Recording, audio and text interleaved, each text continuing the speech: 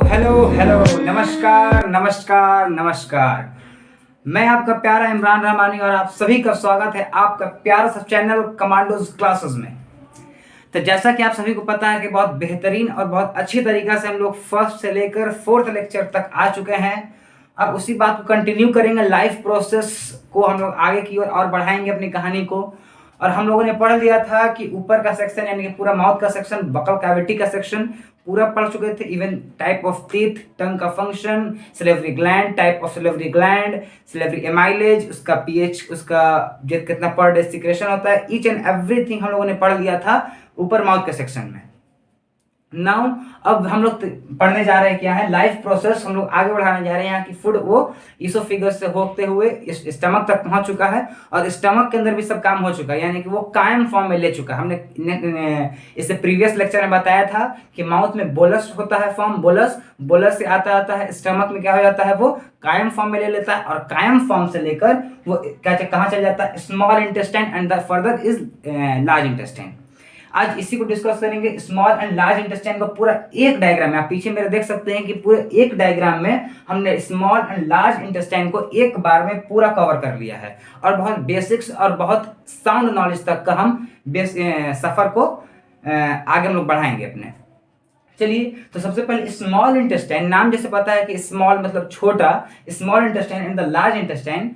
तो ये क्या स्मॉल इंटेस्टाइन क्या वाक्य में क्या सही में क्या ये बहुत छोटा होता है और लार्ज इंटेस्टाइन क्या सही में बहुत बड़ा होता है? नहीं। देखो, स्मॉल इंटेस्टाइन इसका लेंथ हो गया 6 मीटर, इसका लेंथ हो गया कितना, 6 metre, and the large intestine का लेंथ हो गया 1.5 मीटर। तो अब इसको हम लोग लार्ज इंटेस्टाइन क्यों बोल रहे हैं, हालांकि इसका लेंथ छोटा है, और इसको स्मॉल इंटेस्टाइन क्यों बोल रहे हैं, हालांकि इसका लेंथ तो बहुत बड़ा है एज कम्पेयर टू दिस। ठीक है, इसका लगभग 5 गुना 6 गुना है। तो ऐसा क्यों? ठीक है, ऐसा क्यों? तो क्योंकि हम लोग इसको बेसिस हम लोग लेंथ से नहीं लेते हैं, हम लोग इसका बेसिस किससे लेते हैं, उसके लेते हैं डायमीटर से। इसका डायमीटर कुछ पतला होता है और जो लार्ज इंटेस्टाइन उसका डायमीटर कुछ बड़ा होता है। तो उसका डायमीटर के हिसाब से लेते हैं कौन कितना बड़ा है। तो जिसका डायमीटर बड़ा वो लार्ज इंटेस्टाइन और जिसका डायमीटर छोटा उसको स्मॉल इंटेस्टाइन। तो ये डाउट क्लियर हुआ कि नहीं हुआ कि स्मॉल इंटेस्टाइन को स्मॉल इंटेस्टाइन क्यों कहते हैं और लार्ज इंटेस्टाइन को लार्ज इंटेस्टाइन क्यों कहते हैं? ये बात क्लियर हुआ कि नहीं हुआ? तो अब देखो, स्मॉल इंटेस्टाइन को हम लोग 3 पार्ट में कैटेगराइज करके पढ़ा जाता है।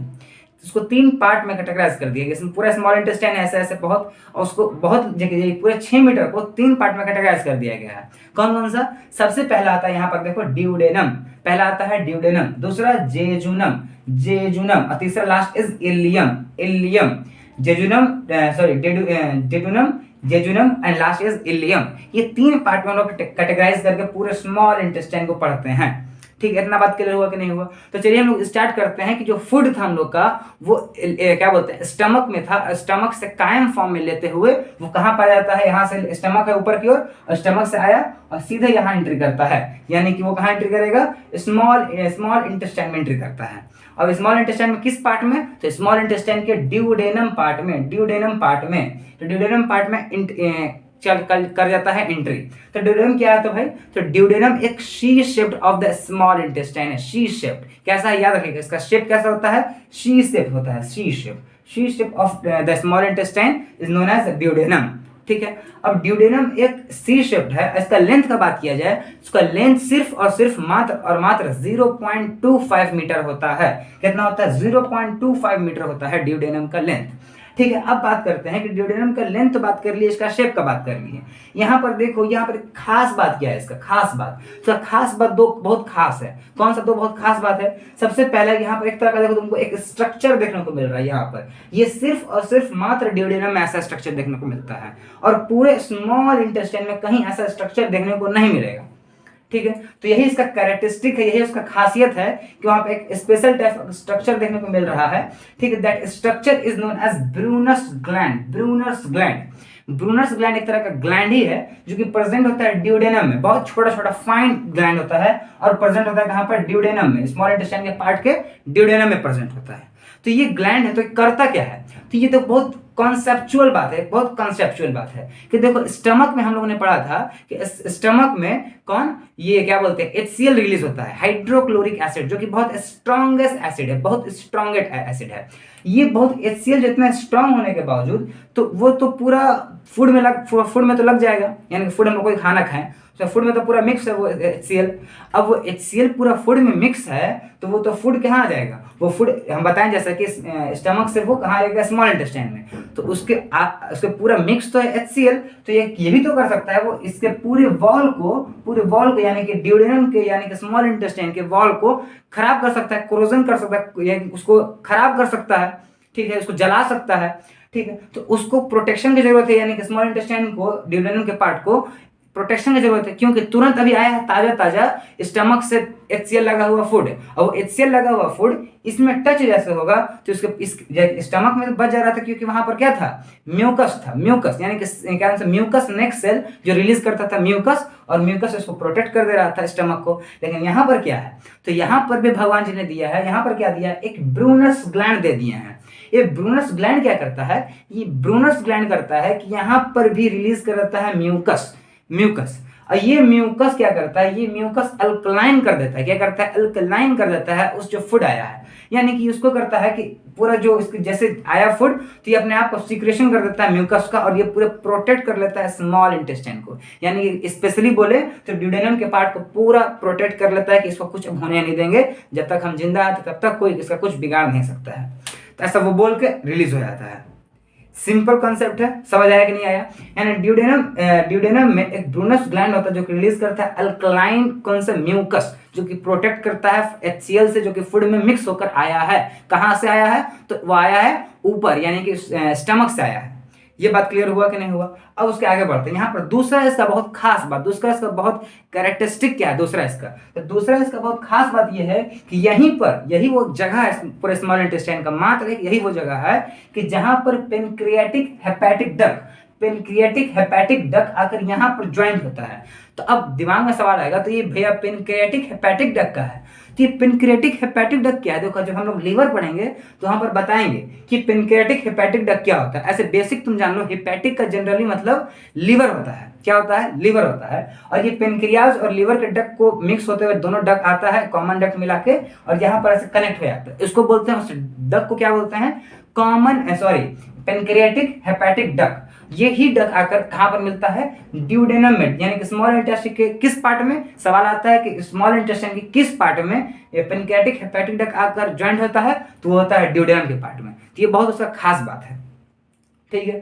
तो ये इसका 4 पॉइंट आपने नोट कर लिया। सबसे पहला क्या होता है, ड्यूडेनम एक 0.25 मीटर का लेंथ होता है उसका, और ये क्या बोलते हैं, यहाँ पर एक स्पेशल टाइप ऑफ स्ट्रक्चर देखने को मिलता है, इसको बोलते हैं ब्रूनस ग्लैंड। तीसरा कि ये शीर्ष शब्द होता है, एंड द लास्ट इज चौथा क्या, यहाँ पर पेनक्रियाटिक हेपेटिक डक्ट आकर ज्वाइंट होता है। ये 4 बात नोट कर लीजिएगा, बहुत इंपॉर्टेंट बात है रिगार्डिंग टू द ड्यूडेनम। अब ड्यूडेनम में आया खाना, ड्यूडेनम से ये सब पूरा अपना काम किया जो भी, और यहाँ से काम होते हुए कहाँ चल जाता है वो जेजुनम में पहुंच गया। अब ये जेजुनम का लेंथ जो हो गया 2.50 मीटर का होता है, यानी कि 2.5 मीटर का होता है। यानी कि सबसे लंबा लेंथ किसका हो गया पूछेगा, तो जेजुनम का होता है। तो अब कोई तुमसे बोले कि अच्छा कुछ इस टाइप का है, तो तुम देख के बता दोगे कि यहाँ पर शीर्ष शब्द जहां पर होगा तो होगा तुम्हारा क्या, वो होगा तुम्हारा ड्यूडेनम। लेकिन कभी हम स्ट्रेट इसको करते हैं, निकालने और पूरा ऐसा स्ट्रेट कर दिए, ऐसा पूरा स्ट्रेट हो गया। अब बताओ कि इस पूरे पार्ट में कौन सा ड्यूडेनम का पार्ट है और कौन सा जेजुनम का पार्ट है। तो यानी तुमको क्या बोलते हैं, कैटेगराइज करना है, कौन सा पहचानना है कि कौन सा ड्यूडेनम का पार्ट है, कौन सा जेजुनम का पार्ट है। तो तुम कैसे पहचानोगे, तो पहचानने का बहुत बेहतरीन तरीका है कि जहां पर इस तरह का स्ट्रक्चर बहुत खुरदुरा स्ट्रक्चर देखने को मिले, वहां पर ब्रूनस ग्लैंड होगा, तो तुम बोल देना वहां पर कि ड्यूडेनम होगा।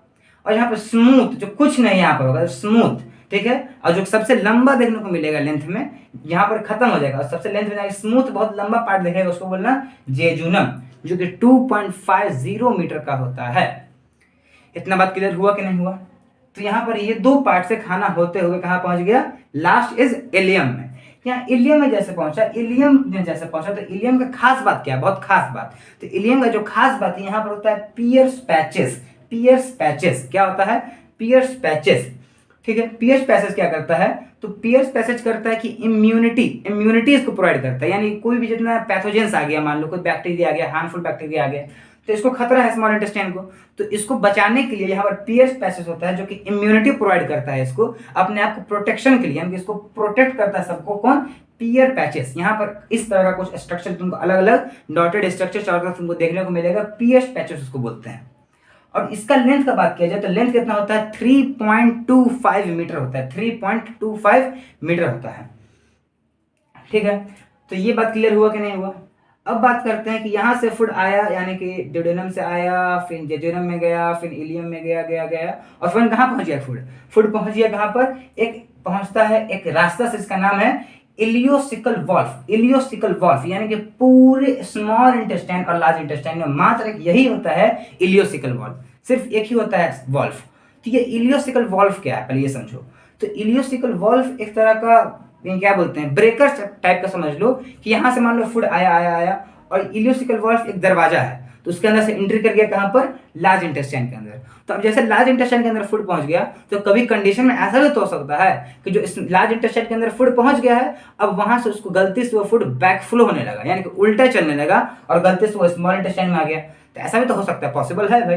लेकिन ये पॉसिबल को रोकने का काम कौन करता है? Ileocaecal valve. ये जैसे फूड पार हो जाता है, यानी कि पार तो होने देता है, लेकिन गलती से कभी बैक फ्लो हो तो ये अपने आप को बंद कर लेता है, यानी कि फूड कभी दोबारा लौट के नहीं आ सकता है अपने पुराने वाले रास्ता पे। आगे निकल गया तो मतलब निकल गया, तो ये रोकने का काम करता है। एक बार चल गया तो बंद, फिर जा रहा है खुल रहा है, फिर चल गया तो बंद। इस तरीके से वर्क करता है इलियोसिकल वॉल्व। इसको नाम याद रखिएगा, very very important, ileocaecal valve.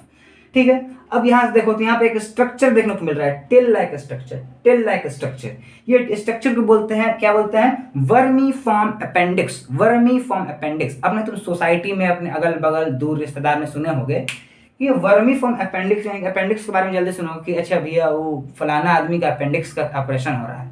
तो ये क्या है? अपेंडिक्स इसी का ऑपरेशन होता है। एक पहले होता क्या है, ये हम लोग के बॉडी का वेस्टिजियल ऑर्गन है, वेस्टिजियल लिम्फ ऑर्गन है, लिम्फ सिस्टम में आता है ये वेस्टिजियल ऑर्गन है। आज के डेट में हम लोग का इसका कुछ काम नहीं है। और ये पहले के जमाने में, यानी कि जब हम लोग बहुत पहले हुआ करते थे, पहले में तो हम लोग के एंसेस्टर का ये बहुत लंबा हुआ करता था, यानी कि वर्मीफॉर्म अपेंडिक्स बहुत लंबा हुआ करता था पहले। लेकिन आज के डेट में ऐसा इसका कोई यूज नहीं है। तो इसलिए इसको आदमी क्या करता है कि जब खाना मान लो यहाँ से अभी फूड पहुंचा गया गया गया और गलती से यहाँ पर पहुंच गया, यानी कि इलियोसिकल वॉल्व से होते हुए इस सेक्शन में, यानी कि इस सेक्शन को बोलते हैं क्या? ब्लाइंड शैक। ब्लाइंड शैक, ब्लाइंड शैक में जैसे पहुंचे। ब्लाइंड शैक किसको बोलते हैं? तो ब्लाइंड शैक उसको बोलते हैं जो एक तरफ से खुला है एक तरफ से बंद है, that's structure is known as a blind sac. एक तरह का शैक लाइक स्ट्रक्चर होता है, इसलिए इसको बोल दिया जाता है क्या है कि ब्लाइंड शैक के अंदर। तो जैसे ये ब्लाइंड शैक के अंदर घुसता है खाना, तो यहीं पर प्रेजेंट होता है वर्मीफॉर्म अपेंडिक्स। क्या होता है? Vermiform appendix. ये करता क्या है वर्मीफॉर्म अपेंडिक्स कि गलती से इसके अंदर एक चावल का दाना भी, बहुत छोटा सा टुकड़ा भी फूड का इसके अंदर चल गया और इसके अंदर से बाहर नहीं निकल पाया, यानी कि इसके अंदर चल गया और कभी कभी चल के निकल भी जाता है, लेकिन गलती से कभी चल गया और निकल नहीं पाया तो बहुत बड़ा समस्या है, बहुत बड़ा समस्या। ये क्या करेगा? अब खाना इसके अंदर चल गया, अब यहीं पर वो रहेगा खाना।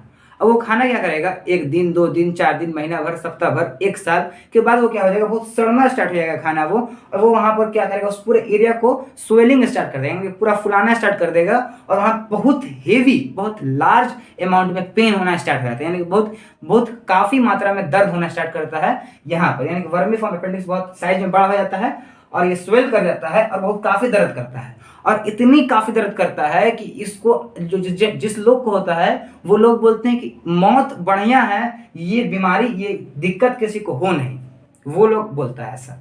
यानी कि इतना सोचो कितना गहरा दर्द होता होगा जब ये बहुत ज्यादा पेन करता होगा, जब इसके अंदर खाना चल गया और ये बहुत ज्यादा स्वेल कर गया तो कितना दर्द होता होगा। तो इसीलिए लोग क्या करते हैं कि ऑपरेट जाते हैं हॉस्पिटल में और इसको, इस सेक्शन को ही कटवा कर यहाँ से बंद करवा देते हैं, यानी कि इसको कटवा देते हैं। ऐसे भी वेस्टिजियल ऑर्गेनिज्म को कुछ लाइफ में तो फर्क पड़ने वाला है नहीं, तो इसलिए इसको काट कर निकलवा दिया जाता है वर्मीफॉर्म अपेंडिक्स को, तब वो कुछ हालांकि ठीक होता है। ठीक है, तो ये वर्मीफॉर्म अपेंडिक्स का बात आया कि वेस्टिजियल ऑर्गन है, ये बात क्लियर हुआ कि नहीं हुआ? तो खाना कहाँ पहुंच गया? इलियोसिकल वॉल से होते हुए एक ब्लाइंड शैक में पहुंच गया। और ब्लाइंड शैक में क्या होता है? तो ब्लाइंड शैक में एक सिम्बायोटिक बैक्टीरिया प्रेजेंट होता है। ये सिम्बायोटिक क्या होता है? ये हम लोग का हार्मफुल बैक्टीरिया नहीं है, एक बहुत अच्छा हम लोग का, यानी कि एक दोस्त है हम लोग का बैक्टीरिया। ये करता क्या है, यहाँ पर एक सिंथेसिस करता है, यानी कि प्रोडक्शन करता है, किसका सिंथेसिस करता है, vitamin B and vitamin K का। Vitamin B and vitamin K का सिंथेसिस करता है कौन, सिम्बायोटिक बैक्टीरिया, जो कि प्रेजेंट होता है कहाँ पर, वो प्रेजेंट होता है बिहाइंड ब्लाइंड सैक के अंदर। इतना बात क्लियर हुआ कि नहीं हुआ? यहाँ तक कोई डाउट है अभी तक? यहाँ तक उम्मीद है डाउट तो होना नहीं चाहिए। यानी खाना आया अभी ड्यूडेनम से होते हुए, जेजुनम, इलियम से होते हुए, कहाँ पर, इलियोसिकल वॉल से होते हुए ब्लाइंड सैक में पहुंच गया। ब्लाइंड सैक में जैसे पहुंचा तो वहां पर सिम्बायोटिक बैक्टीरिया होता है जो कि सिंथेसिस करता रहता है विटामिन बी और विटामिन के का। Is that clear to everyone? Okay, यहाँ से पहुंच गया खाना। अब ये एंट्री करता है फूड कहाँ, लार्ज इंटेस्टाइन में। लार्ज इंटेस्टाइन में जिसका लेंथ 1.5 मीटर का होता है, ठीक है। और इसको भी हम लोग 4 पार्ट में बांट कर पढ़ते हैं, इसको भी 4 पार्ट में। यानी कि इस पूरे स्ट्रक्चर को क्या बोलते हैं, क्लोन बोलते हैं। इसको क्या बोलते हैं, इस स्ट्रक्चर को क्लोन बोलते हैं, क्लोन। और इस क्लोन को 4 पार्ट में कैटेगराइज किया गया है। देखो ये जो ऊपर की ओर जा रहा है उसको बोलते हैं इसके क्या बोलते हैं, सॉरी, इसको बोलते हैं असेंडिंग, असेंडिंग। और जो नीचे की ओर आ रहा है उसको बोलते हैं डिसेंडिंग। इसको क्या बोलते हैं, इसको असेंडिंग क्लोन, डिसेंडिंग क्लोन। और इसको बोलते हैं ट्रांसफर क्लोन, ट्रांसफर क्लोन। और यहाँ पर देखो एस से एस यानी एस लिखा लगता है, ऐसा एस शेप का होता है, इसको बोलते हैं sigmoid, sigmoid clone, sigmoid clone. यानी कि 4 पार्ट में बांट दिया जाता है क्लोन को। यानी सिंपली बांट दिया गया, जो ऊपर की ओर जा रहा है उसको बोल दिया गया असेंडिंग, और जो नीचे की ओर आ रहा है उसको बोल दिया गया डिसेंडिंग। और जो सीधा ऐसे चल रहा है उसको बोलते हैं क्या, transverse, transfer. And the last is S shape, इसको बोलते हैं सिग्मोइड। यानी कि इस तरीका से एस शेप, इस तरीका से होता है और ऐसे आकर ऐसे गिर जाता है, इसको बोलते हैं सिग्मोइड शेप। तो इस 4 पार्ट में बांट दिया जाता है क्लोन को। और इस पूरे स्ट्रक्चर को क्या बोलते हैं, क्लोन बोलते हैं। क्या बोलते हैं, क्लोन। और यहाँ पर जहां जहां ज्वाइंट है, ऐसे यहाँ पर ज्वाइंट है, यहाँ पर ज्वाइंट है, यहाँ पर ज्वाइंट है, यहाँ पर ज्वाइंट है, ये हर एक ज्वाइंट पर एक क्या होता है, सर्कुलर, क्या होता है, मस्कुलर प्रेजेंट है, यानी कि मसल्स प्रेजेंट होता है, सर्कुलर मसल प्रेजेंट होता है, ठीक है। यहां से होते हुए फूड जाता है, जाता है, जाता है, जाता है, यानी कि 4 पार्ट में होते हुए कहा जाता है, रेक्टम में पहुंच जाता है, यानी कि लार्ज इंटेस्टाइन में घुसा। लार्ज इंटेस्टाइन में क्या हुआ, तो लार्ज इंटेस्टाइन में हुआ क्या, लार्ज इंटेस्टाइन में हुआ कि वाटर का एब्जॉर्प्शन, यानी कि वाटर का एब्जॉर्प्शन हो गया, ठीक है। और यहां पर गया गया गया और कहां पहुंच गया वो फूड, रेक्टम में पहुंच गया, ठीक है। यानी कि क्लोन से पूरा होते हुए असेंडिंग, डिसेंडिंग और ट्रांसफर होते हुए जहां पहुंचा, रेक्टम में पहुंचा। रेक्टम एक तरह का एक बैग लाइक स्ट्रक्चर होता है, थैले लाइक स्ट्रक्चर होता है।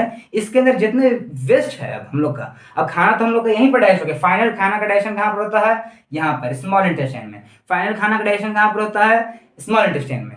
अब उसका जो वेस्ट होगा, कुछ जिसके अमेबा के केस में पढ़े थे, उसका कुछ वेस्ट होता है, और वेस्ट को वो क्या करता है कि कोई एक साइड में जाकर कलेक्ट कर देता है। तो हम लोग को तो ऐसा है नहीं, कहीं पे कलेक्ट कर दिए और बाद में उसको रैप्चर करके बाहर निकाल दिए, ऐसा नहीं होता है। हम लोग का एक सिस्टम दिया गया है कि वो जाता है लार्ज इंटेस्टाइन में, और लार्ज इंटेस्टाइन यानी कि क्लोन से होते होते होते होते रेक्टम में जाकर स्टोर हो जाता है। तो रेक्टम के ऊपर और नीचे, ऊपर और नीचे 2 चीज प्रेजेंट होता है, 2 चीज इज वेरी वेरी इंपॉर्टेंट, इसको नोट डाउन कर लेना। यहाँ होता है इंटरनल एक्सफिंटर, इंटरनल एक्सफिंटर, एक होता है एक्सटर्नल एक्सफिंटर। 2 तरह का एक्सफिंटर होता है, एक होता है इंटरनल एक्सफिंटर, एक होता है एक्सटर्नल एक्सफिंटर। ये क्या होता क्या है, ये एक होता है देखो जो ऊपर वाला होता है, यानी कि इंटरनल एक्सफिंटर हो गया, वो होता है इनवॉलेंट्री। क्या होता है, इनवॉलेंट्री। और जो नीचे वाला होता है वॉलेंट्री।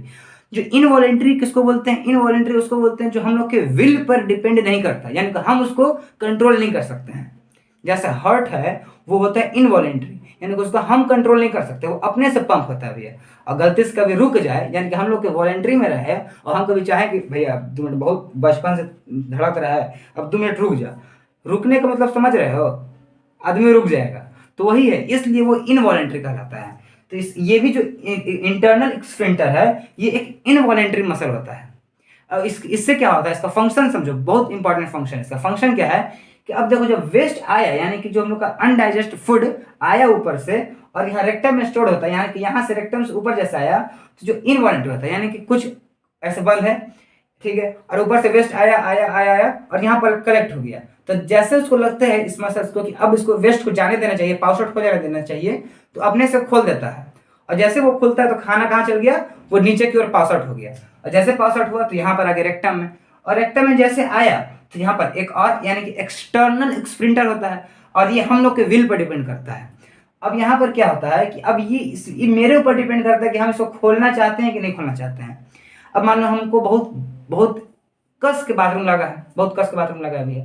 अब हम देख रहे हैं कि हम कहीं स्कूल में है, कहीं कॉलेज में है, कहीं मीटिंग में है, अब कोई ऐसा जगह पे ऐसा इन्वायरमेंट में है कि हमको हमको लग रहा है कि इस सिचुएशन के हिसाब से हम अभी कहीं मिलेगा नहीं हमको बाथरूम, तो हम लगभग 1 घंटा बाद, आधा घंटा बाद बाथरूम करने चल जाएंगे। हमको सेंसेशन अंदर से हुआ कि हम बाथरूम करने जाएंगे, यानी कि हमको लगा है तो हमको 2 नंबर करना है, तो कैसे करेंगे भैया? तो हम देखेंगे कि अभी आधा घंटा बाद हमको टाइम मिलेगा, कर लेंगे। तो हम इसको क्या करते हैं, एक्सटर्नल स्प्रिंटर को दबाए रखते हैं, ऐसे बंद कॉन्ट्रैक्ट रहता है पूरा पूरा तरीके से, कॉन्ट्रैक्ट है पूरा, लेकिन बहुत ऊपर से प्रेशर मार रहा है, प्रेशर मार के आपको निकलना है, वेस्ट निकलने की कोशिश कर रहा है, मगर तुम अपने विल के पावर पे, अपने अपने अपने पावर की मदद से एक्सटर्नल स्प्रिंटर को बंद रखे हो और ऊपर से वेस्ट नहीं जा पा रहा है। और जैसे देखिए कि तुमको माहौल ठीक मिल गया, तुमको वेस्ट अपने पास आउट कर देना चाहिए, तो अपने तुम ऑर्डर देते हो कि एक्सटर्नल स्प्रिंटर खुल जाए, तो ऐसा खुलता है और तुम्हारा वेस्ट रिलीज होता है, तुमको मिलता है रिलीफ, आराम। तो ऐसे होता है तुम्हारा पास आउट वेस्ट का। तो ये बहुत इंपॉर्टेंट था कि कैसे वेस्ट पास आउट होता है एक एक्सटर्नल इंटरनल स्प्रिंटर से, ठीक है। अब देखो खाना यहाँ से स्टार्ट किया था, अभी फिर से एक बात छोटा सा रिकैप कर लेते हैं, फिर एक चीज नया चीज बताना है तुम लोगों को। ड्यूडेनम क्या है? ड्यूडेनम से खाना आया आया आया, जेजुनम में गया, जेजुनम से आया आया, इलियम में गया, इलियम से कहाँ गया, ब्लाइंड सैक में गया, ब्लाइंड सैक में कहाँ गया, असेंडिंग में गया, असेंडिंग से डिसेंडिंग में गया, असेंडिंग से सॉरी ट्रांसफर में गया, ट्रांसफर से डिसेंडिंग, और डिसेंडिंग से कहाँ पर क्या बोलते हैं, सिग्मॉइड, और सिग्मॉइड से रेक्टम, और रेक्टम से बाहर हम लोग के बाथरूम में। ठीक, इतना चीज क्लियर हुआ लाइन से देख सीक्वेंस, ठीक है। अब देखो हम लोग का फूड जो खाए थे, जो हम लोग चावल और रोटी खाएं, उसके अंदर विटामिन, मिनरल, फैट, कार्बोहाइड्रेट होगा, हर चीज, सलाद खाएं, पापड़ खाएं, चटनी खाएं, हर चीज खाएं, तो सबके अंदर कुछ ना कुछ न्यूट्रिएंट्स है, कंपोनेंट ऑफ द फूड है, उसके अंदर न्यूट्रिएंट्स है। अब हम लोग को मेन डाइजेशन का मतलब क्या होता है कि कॉम्प्लेक्स चीज को तोड़ तोड़ के सिंपलेस्ट फॉर्म में कन्वर्ट कर देना। तो यानी कि वो कंप्लीट डाइजेशन कहां पर हो गया? स्मॉल इंटेस्टाइन में।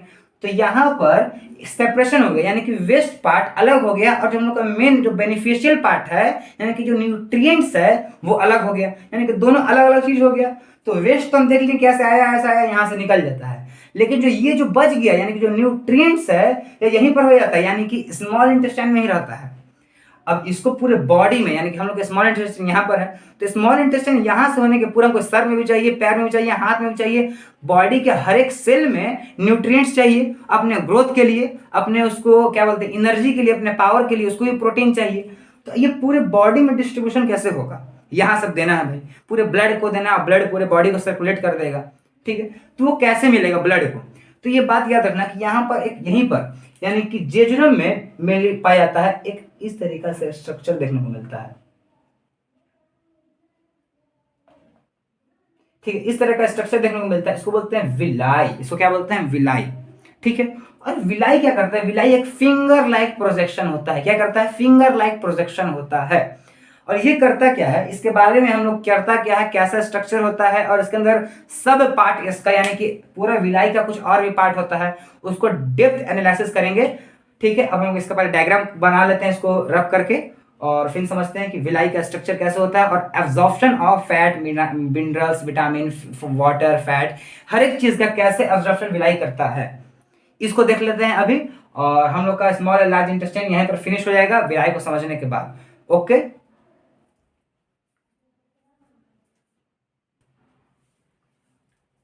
ओके। तो देखिए अब इसका स्ट्रक्चर ऐसा होता है विलाई का, विलाई का स्ट्रक्चर ऐसा देखने को मिलता है, ठीक है, ऐसा स्ट्रक्चर। अब इसको स्ट्रक्चर को देख कर डर मत जाइएगा, बहुत सिंपल स्ट्रक्चर है, ठीक है, हम बड़ा बना दिए हैं बड़ा समझने के लिए, ठीक है। ये होता क्या है? विलाई, विलाई होता है कहाँ पर प्रेजेंट? स्मॉल इंटेस्टाइन में प्रेजेंट होता है। किस पार्ट में? तो जनरली हर एक पार्ट में होता है, मगर जनरली सेकंड पार्ट, यानी कि किसमें? ड्यूडेनम में नहीं, जेजुनम में। जेजुनम में प्रेजेंट होता है कौन? विलाई। और विलाई होता है क्या? एक फिंगर लाइक प्रोजेक्शन होता है, फिंगर लाइक प्रोजेक्शन। ये करता क्या है? ये करता है absorption of nutrients, absorption of nutrients, जो कि जो फूड के साथ तो आया था और सेपरेट हो गया था वेस्ट और न्यूट्रिएंट्स। तो वेस्ट तो चलिए हम बता दिए वेस्ट इससे पहले, और हो जाता है कि अब न्यूट्रिएंट्स एब्जॉर्प्शन का काम कौन करता है? यही विलाई। और ये प्रेजेंट होता है, ये होता है उसके वॉल के ऊपर, ऐसे प्रेजेंट होता है, बहुत छोटा छोटा, बहुत छोटा छोटा होता है। ये स्ट्रक्चर हमने बड़ा इसको करके दिखा दिया है, मैग्नीफाइड फिगर है ये, ठीक है। अब बहुत ध्यान से इसको देखिए, इस तरह का स्ट्रक्चर होता है, और इसके ऊपर भी, इसके ऊपर भी एक तरह का स्ट्रक्चर देखने को मिलता है, इस तरीके का, इससे भी छोटा होता है इसका स्ट्रक्चर, इसके ऊपर एक स्ट्रक्चर होता है, इससे छोटा स्ट्रक्चर होता है, उस स्ट्रक्चर का नाम है माइक्रोविलाई। माइक्रोविलाई, और ये पूरा स्ट्रक्चर विलाई, और होता है माइक्रोविलाई, यानी कि उससे भी छोटा। माइक्रो मतलब ही होता है छोटा, और भी छोटा माइक्रोविलाई, ठीक है, विलाई, ठीक है, वो प्रेजेंट होता है इसके ऊपर। और ये दोनों माइक्रोविलाई और प्लस ये विलाई दोनों करता क्या है, तो ये करता है सरफेस एरिया बढ़ाता है। क्या करता है? सरफेस एरिया बढ़ाता है एब्जॉर्प्शन के लिए। क्या करता है? सरफेस एरिया बढ़ाने का काम करता है।